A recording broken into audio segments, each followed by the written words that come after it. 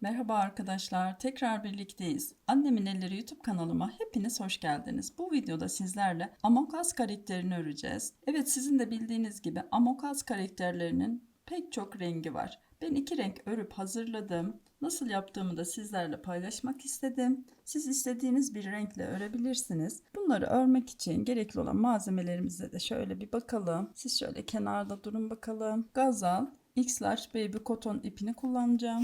%50 akrilik, %50 koton içeren bir ip. Kalın, güzel bir dokusu var. Parlak bir duruşu oluyor. Çok az gri ipe ihtiyacımız var. Ben elimdeki ipleri değerlendirmek istedim. Siz de evinizde bu renklerde bir ipi kullanabilirsiniz. Çünkü çok az kullanıyoruz. Farklı bir ip almanıza gerek yok. Kenarına çok az, bakın şöyle siyah bir sıra ipe ihtiyacımız var. Üzerine işlemek için küçücük beyaz bir ipe ihtiyacımız var. Gazalın ipini örebilmek için 3 numara şöyle tulip tığ kullandım. Tabii ki yün iğnem, makasım. Bir de burada boncuk elyafım var. Şuraya da onu hazırlayalım. Malzemelerimiz bu kadar. Hazırsanız hemen başlayalım.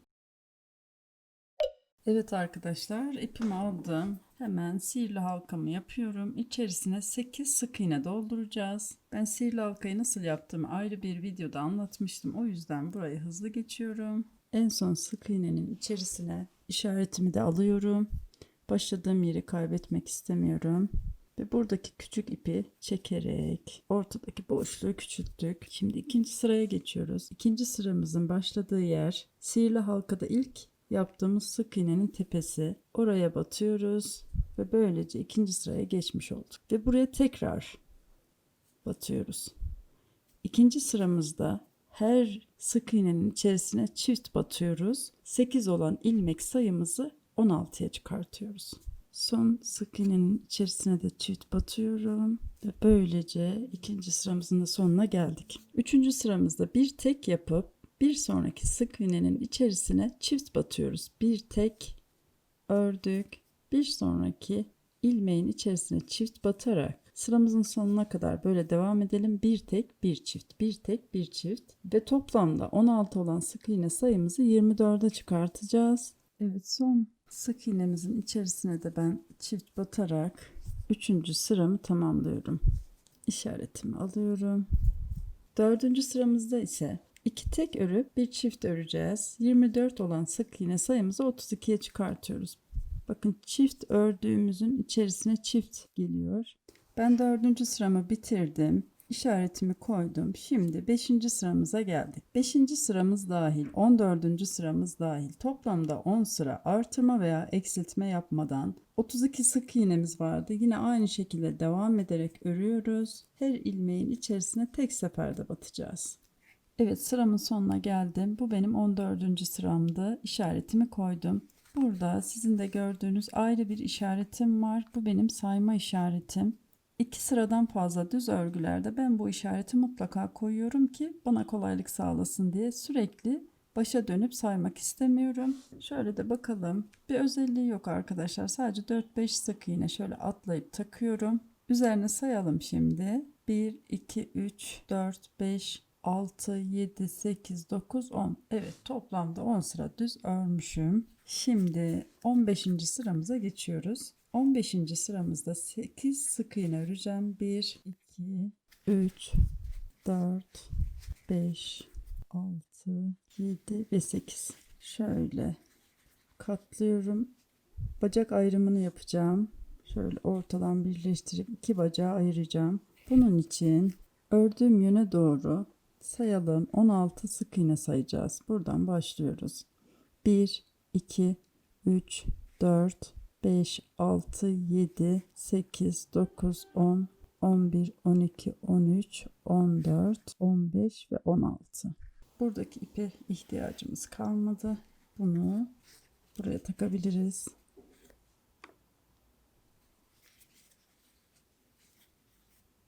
Nasıl yapıyoruz? Çok yakından ve yavaş göstereceğim ki karıştırmayalım. Karşıdaki sık iğnenin içerisine işaret koyduğumuz yere tığımı geçiriyorum. İpimi çekiyorum. Şöyle bir sıkıştıralım. Tekrar çektim.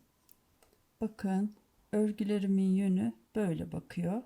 O yüzden örgümü elimde çeviriyorum. Bu işarete ihtiyacımız yok. Çevirdim. Buraya batıp tutturmuştuk biliyorsunuz, ortayı belirlemek için. Bir sonraki sık iğnenin üzerine batacağız. Buraya batıyorum ve ördük. Bütün ilmeklerin içerisine tek tek batarak örüyoruz. Bir sıra düz örelim. İçerisine elyaf ile dolduracağız. Hepsi ilmeklerimizin aynı yöne bakıyor. Buna dikkat edelim. Hadi şimdi bir sıra düz örelim. Evet, bir sıra düz ördüm. İçerisine elyaf ile doldurdum. Şimdi içeriden toplamda 4 sıra, dışarıdan toplamda 5 sıra olacak şekilde bacağımı öreceğim. Daha sonra nasıl kestiğimizi sizlere göstereceğim. Düz örelim. Buradaki işaretimi almıyorum. Burası bizim başlama yerimiz. Evet arkadaşlar, ben bacağımı ördüm. Şimdi kesmeye geçeceğim. Sizlere de şöyle göstermek istiyorum. Bacak içerisinden 1, 2, 3 ve 4 sıra ördük. Dışarıdan saydığımızda ise bacağımız 1, 2, 3, 4, 5 sıra oluyor. Şimdi işaretimi almadım. Buradan kesmeye başlayacağım. Şöyle birkaç tane kesme işlemi yapalım. Daha sonra içerisine elyaf dolduracağım. Bakın şöyle. İlmeklerin ön loblarından alıyorum. Ve tek seferde çekiyorum. Bakın şöyle. Alıyorum. Alıyorum. Tığın başına ip dolamadım. Ve tek seferde çekiyorum.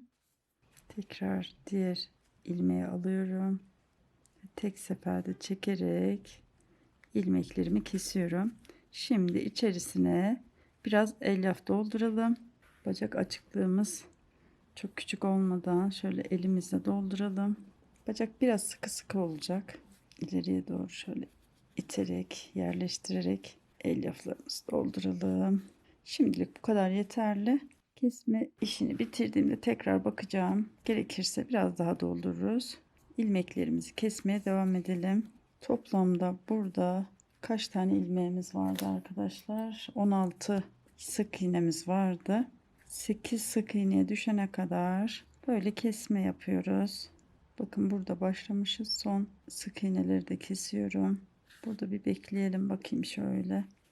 Evet, burada boşluk var. Bakın sert durmuyor. Tekrar içerisine elyaf koyacağım. Boncuk elyaf tercih ediyoruz arkadaşlar oyuncaklarımızın içerisinde. Yıkandığında çabuk topaklanmıyor. Bir de çabuk hacim alıyor. Yani içerisine doldurduğumuzda oyuncaklarımızın daha düzgün durmasını sağlıyor. Yıkadığımızda da içerisinde çabuk topaklanmıyor. O yüzden ben ağırlık olarak boncuk elyaf kullanırım. Sizlere de tavsiye ediyorum. Bakalım aldırabilecek miyim? Yani gireceksiniz, başka yolu yok.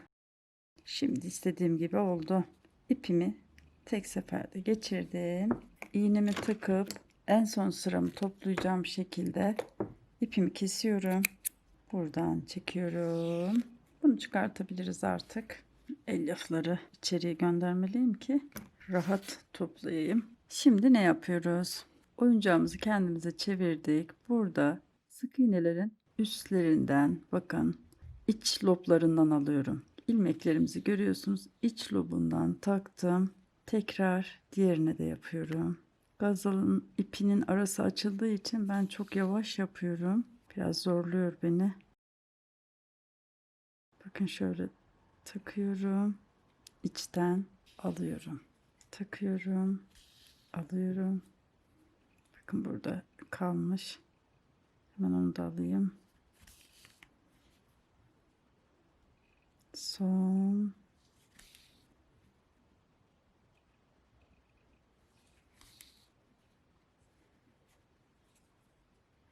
Bu döndüğümüzde onu da alalım. Şimdi hazır mıyız? Çekelim.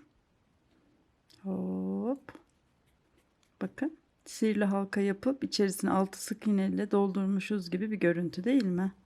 İşte bunu yapmak istemiştik. Şöyle çıkıyoruz. İşte bu kadar. Şöyle birkaç yerden geçiriyorum. Şimdi buraya çıktık. Burada ipimi keseceğim. Arası açıldığı için düğüm atmakta sıkıntı yaşamam. Evet, bacağımızın birini bitirdik. Şimdi diğer bacağa geçelim.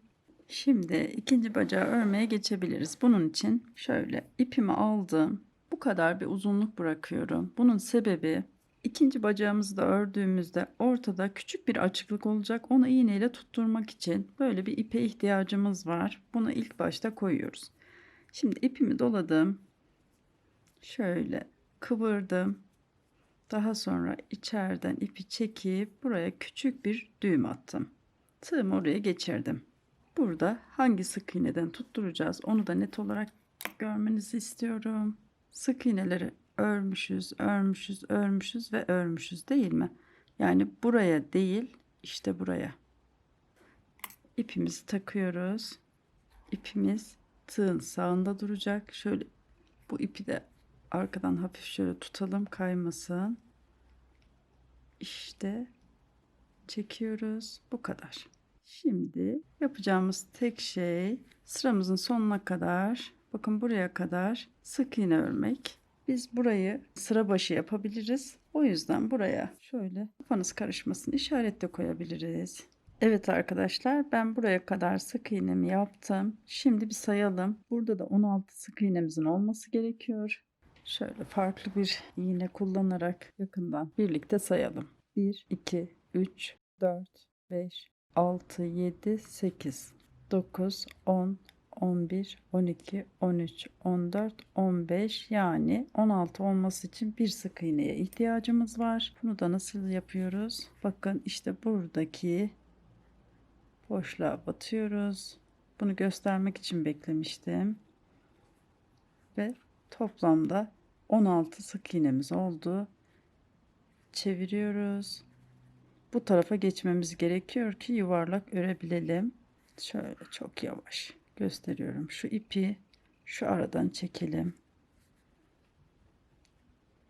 Ve ilmeklerin bize gelmesini sağladık. Şöyle elimle sıkıştırıyorum. Bakın buradaki ilk sık iğnemizin üzerine batıyorum. Çekiyorum. Böyle sıkıştırdım ve onu örüyorum. Ortada çok fazla açıklık olsun istemiyorum ve devam ediyoruz. Yine diğer bacağımızda olduğu gibi içeriden toplamda 4 sıra, dışarıdan toplamda 5 sıra öreceğiz. Daha sonra bacağımızı keseceğiz. Şimdi örmeye devam edelim. Evet, ben içten 4 sıra olacak şekilde ördüm. Şimdi dışarıdan nasıl anlayacağız bunu? Önce bitirdiğimiz ayakta size göstermek istiyorum. Kafanız karışmasın diye. Bakın burası bizim kestiğimiz sıramız. Yani ayakta kesme işlemi yapmıştık. Oraya iğneyi koydum. Şimdi buradan başlıyoruz tepeden. 1, 2, 3, 4, 5, 6, 7, 8, 9, 10, 11, 12, 13, 14, 15, 16, 17, 18 ve 19. sırayı bitirip 20. sırada kesme işlemine başlamışız. Bu iğnemi alıyorum. Şimdi burada da kenarda aynısı olmuş mu bir bakalım. Sayalım. 1, 2, 3, 4, 5, 6, 7, 8, 9, 10, 11, 12, 13, 14, 15, 16, 17, 18, 19. 19. sıramızı bitirmişiz. Şimdi 20. sıraya geçtiğimizde kesme işlemine başlıyoruz. Aynısı. Şöyle bacak içinde bir sayalım. 1, 2, 3 ve 4. İşaretimizin olduğu yere geldik. Aslında işaretimiz bir ilmek geride. Yani şu ilmeği sökeceğim. Ve buradan kesme işlemine başlayacağız. İlmeğim kaçmasın, onu bir alayım. Bu bacakla ilgili elyaf doldurup kesmelerimize başlamadan şu ortayı, çünkü elimden destek alarak burayı dikmesi daha kolay olacak. İşaretimi bir alıyorum. Burada boşluğumuzu gördünüz. Burayı bir dikelim. Elimle destek vereceğim. Şurada düğüm gözüküyor. Dibinde şöyle bir düğüm var. Bu dışarıda kalırsa çirkin bir görüntü olur. Önce onu kaybetmeliyim. O yüzden buradan çıktım. Şöyle bir çekiyorum içeriye onu. Bakın kayboldu. Şimdi bir bu bacaktan bir diğer bacaktan alarak burayı dikeceğim. Böyle ilmeklerin kenarlarından alıyorum. Bakın hiçbir boşluk kalmadı. Bu kadar yeterli. Küçük bir boşluktu. Hemen kaybettik. Birkaç yerinden tutturarak ilerliyorum. Kafasında arkada başladığım yere sırt çantasını dikeceğim. Tam oraya getirip ipimi kaybedeyim ki çantanın altında kalsın. Evet, şimdi devam edebiliriz. İçerisine biraz elyaf dolduralım. İlmeklerimizi önden alarak kesmeye başlıyoruz. Toplamda 8 sık iğne olana kadar, sıramızın sonuna kadar yani devam ediyoruz. Son sırada ilmeklerimizi kestiğimizde mutlaka çok az da olsa bir elyaf istiyor arkadaşlar. Buna dikkat edin. Ben buraya böyle az da olsa yerleştiriyorum ki uçlarda boşluk oluşmasın. Şimdi kapatacağız. Kendime doğru çekiyorum ipi.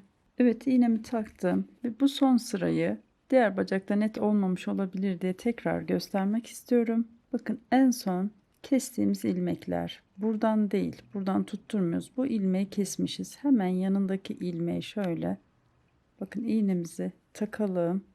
Elimizle sıkıştırıp nereden tutacağız, nereden iğnemizi geçireceğiz onu göstermek için. Bakın böyle şöyle tepeden göstereyim. Takıyoruz. Tekrar yanındaki içteki ilmeklerden alıyoruz. Böyle topluyoruz.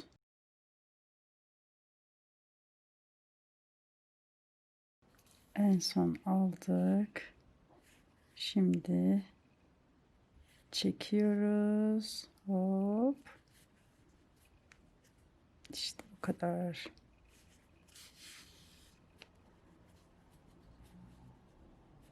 Şimdi sırt çantası nereye dikeceğim? Şöyle bir bakayım. Buraya arkaya. O yüzden ipimi oraya çıkartıyorum. Çantanın altında kalsın.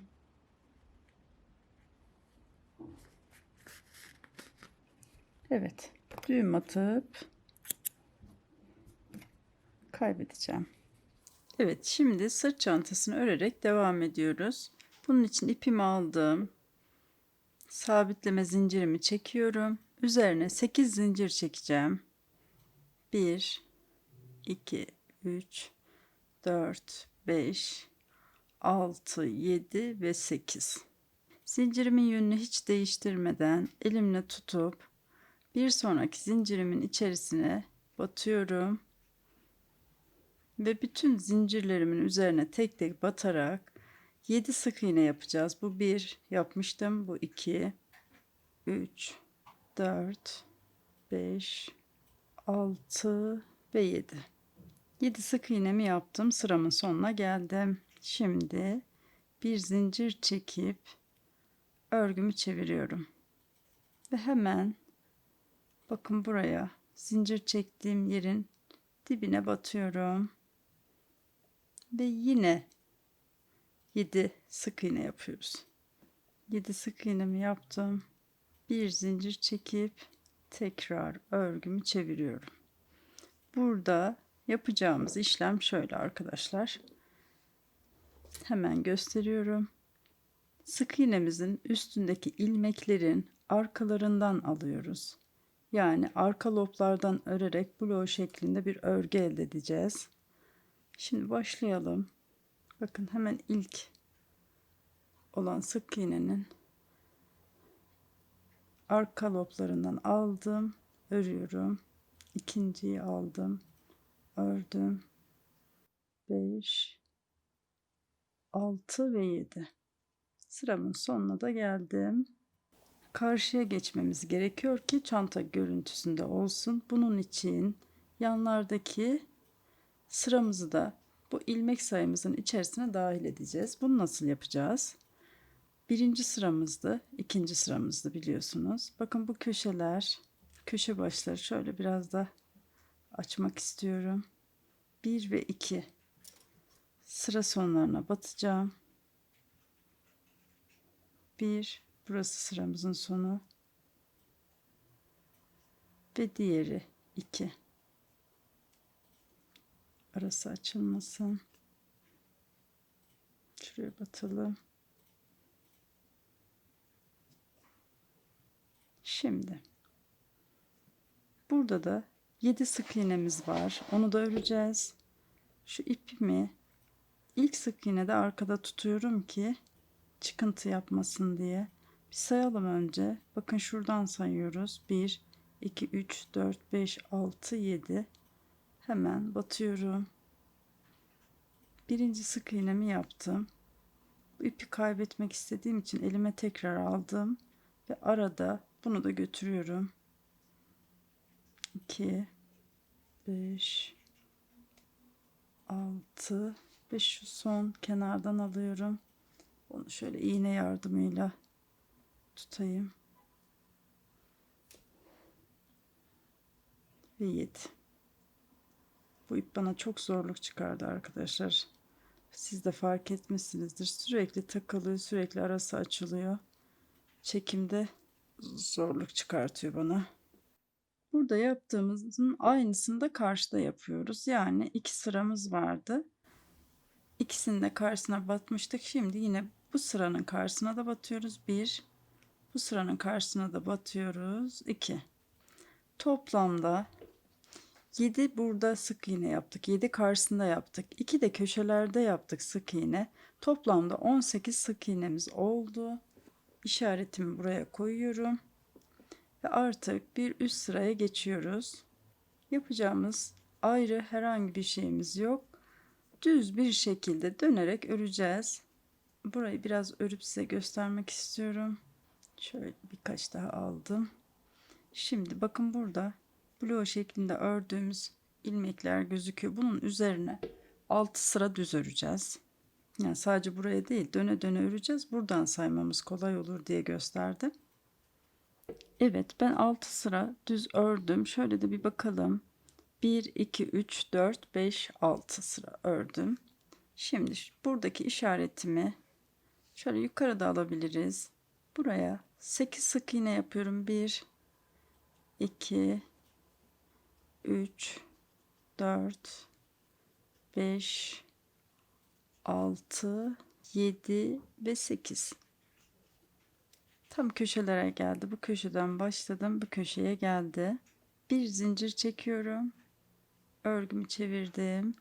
Hemen buraya batıyorum.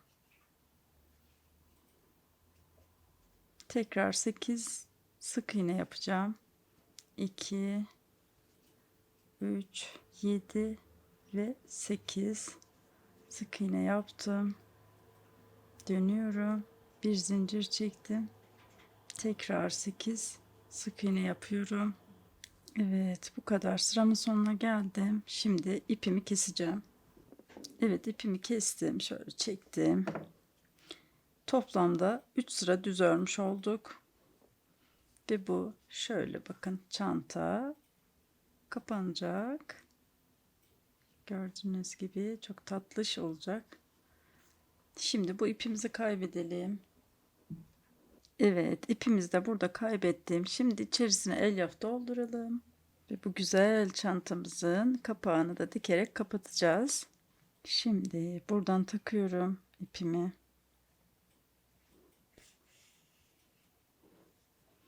İçeriye düğüm atmamızda bir sakınca yok. İçeride kalacak. Elimle şöyle kapatıyorum. Kapak gibi köşelerinin düzgün olmasını da istiyorum. Bir buradan, bir kapaktan alarak burayı dikiyorum.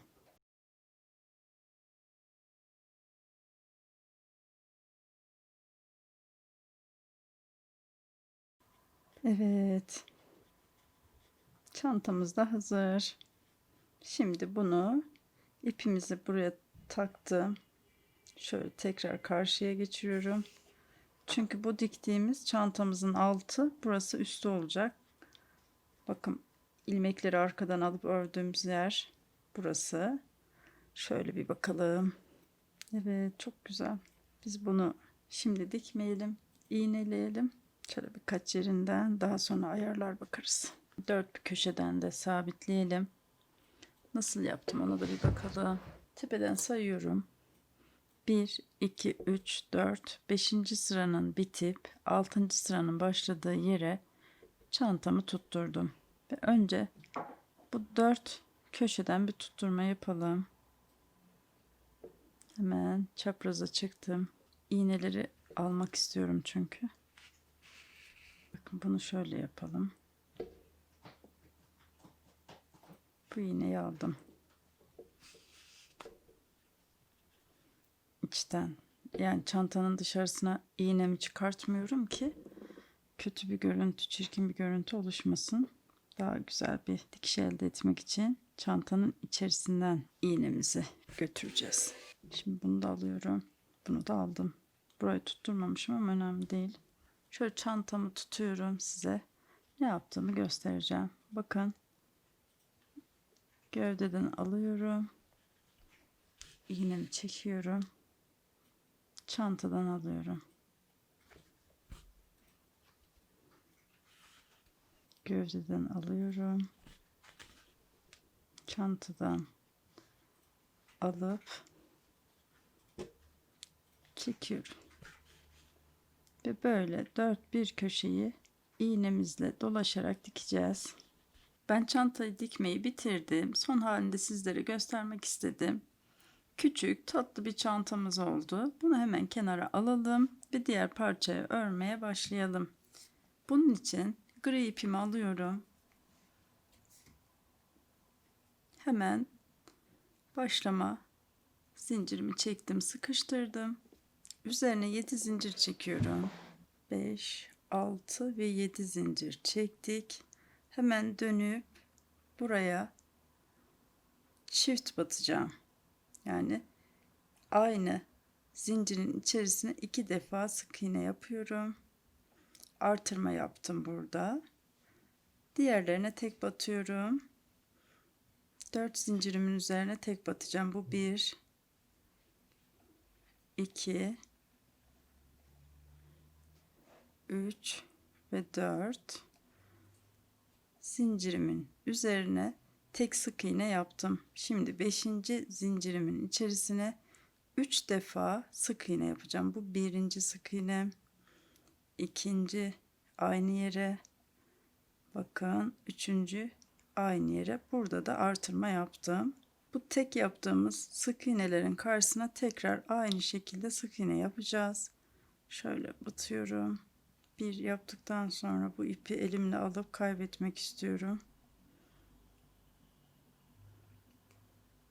2, 3 ve 4. Bakın, burada artırdığımız sıra başında bir zincirimiz vardı. İçerisine bir kez daha batıyoruz. Burası da 3 sık iğne oldu. 3 burada, 3 burada. Toplamda 6 sık iğne artırmış olduk. Ve sıramızın sonuna da geldik. Toplamda 14 sık iğnemiz oldu. Buraya işaretimizi alalım. Şöyle kendi ipini de hemen koyabilirim. Bir üst sıraya geçiyoruz. Bir tek örüyorum. Bir sonraki sık iğnenin içerisine çift batıyorum. Daha sonra 4 tek öreceğim. 1, 2, 3, 4 tek ördüm. Bakın, artırdığımız yere de geldik. Bir çift örüyorum. Bir tek örüyorum. Bir aynı sık iğnenin içerisine çift batıyorum tekrar. Bu köşeyi döndük. Şimdi 1, 2, 3 ve 4 tek ördüm. Bir sonraki sık iğnenin içerisine çift batıyorum ve sıramın sonuna da geldim. Evet, böylece ikinci sıramızın da sonuna geldik. Toplamda 18 sık iğnemiz oldu. Arkadaki ipe ihtiyacımız yok, onu çekelim.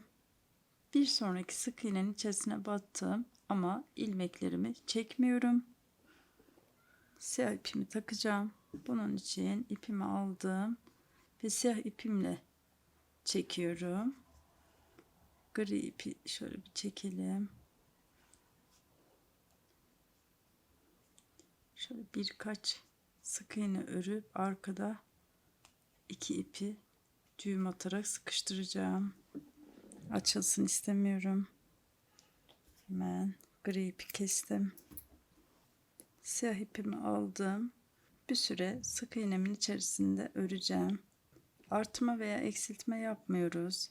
Bütün sık iğnelerimizin içerisine tek seferde batarak bir tur öreceğiz. Toplamda 18 sık iğnemiz vardı. Yine aynı şekilde devam ediyoruz. Evet, sıramın sonuna da geldim. Son sık iğnenin içerisine batıyorum.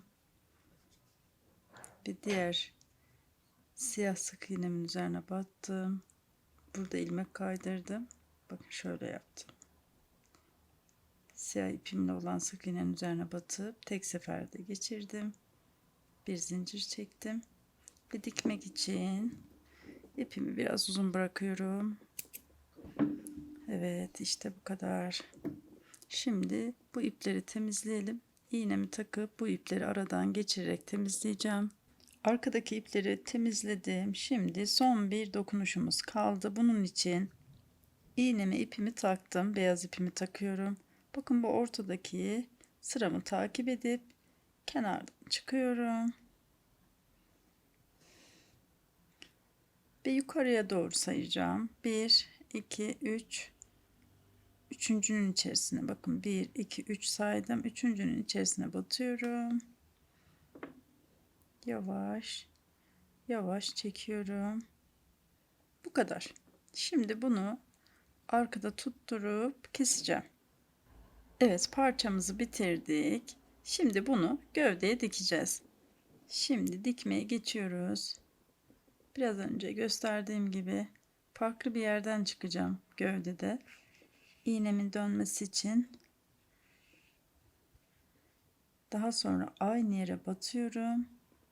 Buradaki ilmeğin iç loblarından çıkıyorum. Tekrar bir sonraki ilmeğe batıyorum. Gövdenin başka farklı bir yerinden çıkıyorum. Bu çok önemli değil. İğneme dönme imkanı sağlıyor. Tekrar aynı yere dönüyorum. Bir sonraki ilmeğin iç loblarına batıyorum. Farklı bir yerden çıktım bakın. Ve böyle dikmeye devam edelim. İçerisine biraz elyaf koyup tekrar dikmeye devam edeceğiz. Şöyle yandan içerisine yerleştiriyorum. Evet. Şimdi şöyle elimle de tutup devam edelim.